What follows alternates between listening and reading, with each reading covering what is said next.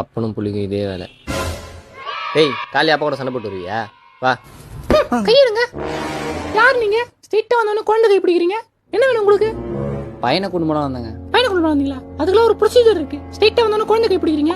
நீங்க யாரு ஃபர்ஸ்ட்? பையனுக்கு மாமாங்க. மாமாவா? எந்த முறையில மாமா? அவங்க அம்மாவோட தம்பிங்க. அம்மா பேர் தெரியுமா? தெரியும். சொல்லுங்க. சொல்லுங்க. யாரு கிட்ட? இப்ப சொல்லுங்க. சரளா டீச்சர். சந்துரு அம்மா பேர் என்ன? சாந்தி. என்ன இவன் சாந்தி சொல்றான், நீங்க சரளா சொல்றீங்க? எங்க அம்மா பேர் தானே கேட்டீங்க? அவங்க அம்மா பேர் கேட்டேன். அவங்க அம்மா பேர் சாந்தி தாங்க. மாத்தி மாத்தி பேசி இருக்காதீங்க. பையன் என்ன படிக்கிறான்? பையன் என்ன படிச்சானுங்க? படிச்சா நல்லது தானே. என்ன ஸ்டாண்டர்ட் படிக்கிறான்னு கேட்டேன்.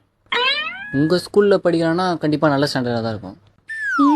Okay, I am impressed. அப்போ கூட உங்களை நம்ப முடியல.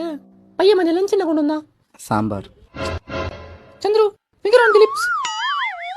சொல்லுங்க, லஞ்ச் என்ன கொண்டு வந்தான்? சாம்பார். சந்துரு சாம்பாரா? ஓகே. பையனுக்கு உங்க பேர் தெரியுமா? தெரியுங்க. என்ன பேரு? பாலு.